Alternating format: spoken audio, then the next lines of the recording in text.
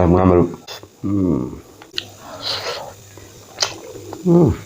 xin ma'am. Ngasi soibumga ngaga thongge. Soibumgi manam sidi luwe na po. Hazal la pulsal la thamba ya po manam na tibo. Saga saba siga po manam di luwe na. Soibumgi manam si. Megi konti jabra kaino. Do nga se tu sale le ma'am. Nga se. Rauni. Apo siga na ngasing hai le. Ma'am, yang bisi tap na ma'am. Do ka mukbang phajana. Tawake. इसी नाव में हम फाजना पिटिक पिटिक पिटिक पिटिक पिटिक पिटिक ऐने साउरे है फाजना आजा साउरे सोइबुंगा नागा थोंगनी में हम हावनी फाजना मचुसु फाजारे तो में हम जेंगमिनसी पेरु कांगसु में तौथारा के पेरु कांगसु की सिगा हफ्तंग सिटी अमतंग कापगा सुधारागा फाजना मुबांग तौथारा के है में हम ला पिटिक पिटिक पिटिक पिटिक साउरे फादिगोम सिना फिनिशिंग दा Hello, snow ma'am. Hey, good morning. Snow ma'am. Nasi matil city. How matil ngatani do hiding mamang siga ko. Bisoma blocking my getting me and promo igai kum the busari. Do ma'am ay matang hider again nasi matil se mayam susum pam nagani kale ko mayam sung soigana matamatam gi matil ni. Asigai hekta hawrage asigai sina pulei Eronba lejare pulei Eronba adedi nga thongba se soibumga ngaga thongba ni adegi di Peruk Kangsu lejare adedi nga lejare ade ising lejare ngasi di khujai de pula bane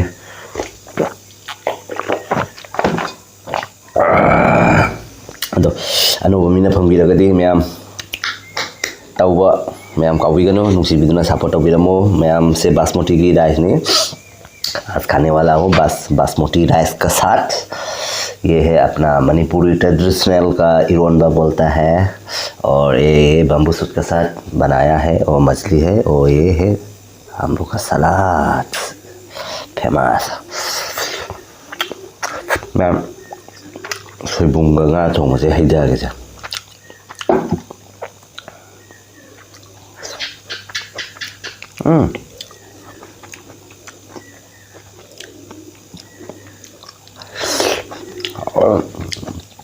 soibum chao ấy ôm một tiền mà lấy á ngon hầu cái phần này ra kìa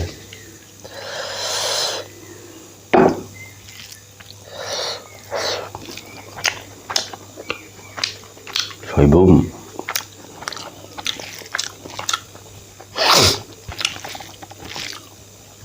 mềm hầu đấy mẹ mà ăn với cho không xem thích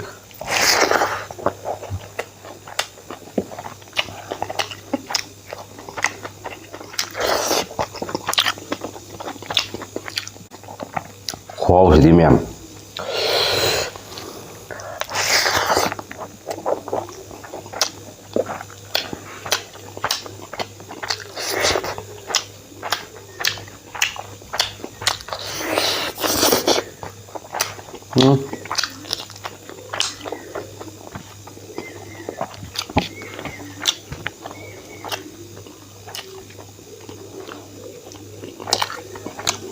em ngon mà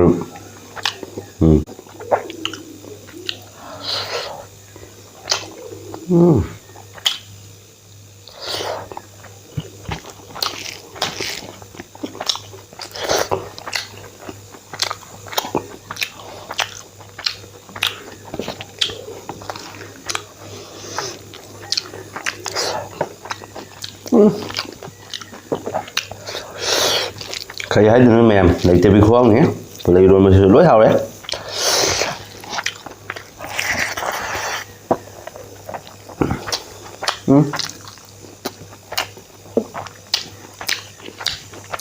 Peruk Kangsu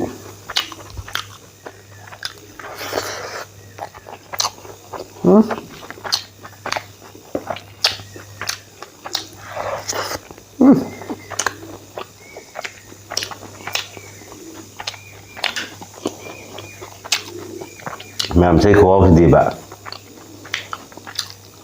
Lal Lak A.Su Khangoi á asemba maning ni nong mai ga tam asu ba wari ni na ya for example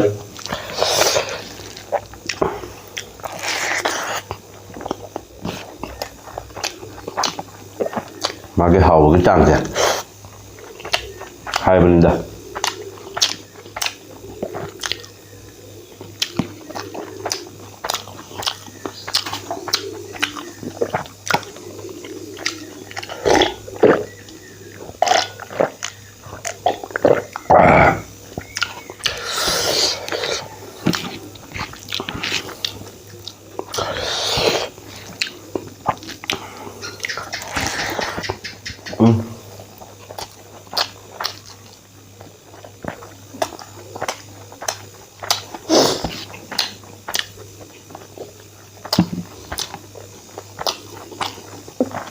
Ngamrum cha puk tangat pani.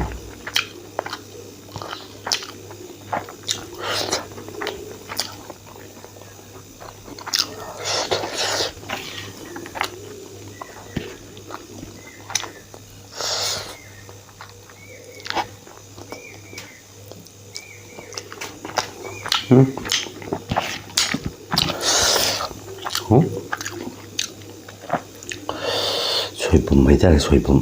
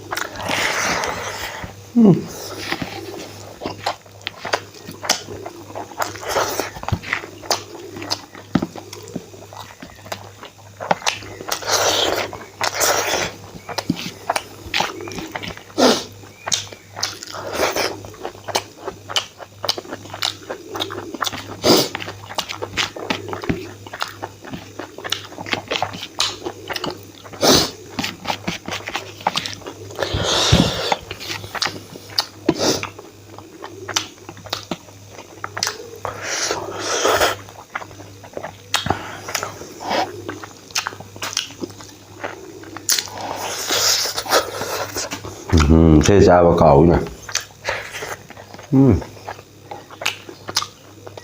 Nó hơi quá.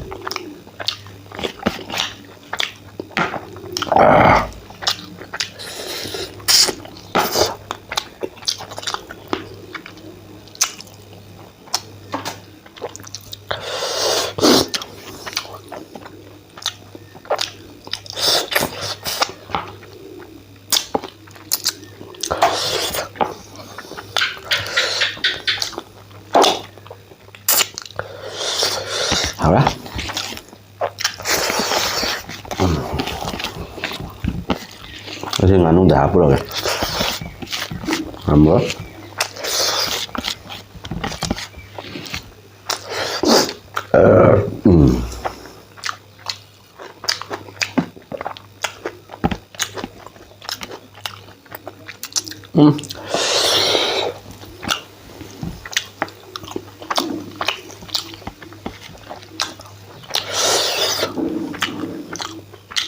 Soibum.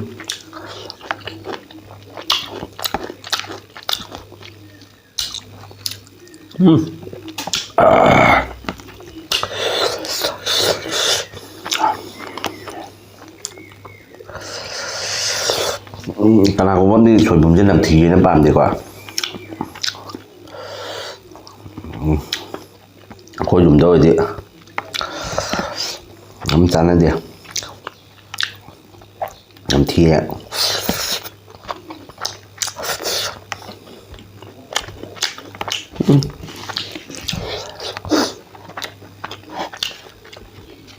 Ya matang ke video solution jara ke ma'am asisi nganu dahap ke asisi loi haure asisi na horen chalawa lage do ma'am anu wa mina phangbi daga di ma'am like tawa subscribe tawa ma'am ase matam promakta bisuma blog ki mage de request ni ma'am matang video da amko ngai ba amko loni ga pura lakse bangam jage ado yam sasan bangam dra ayung untani na ko do matang sila video se lo sinjar ke ma'am bye bye.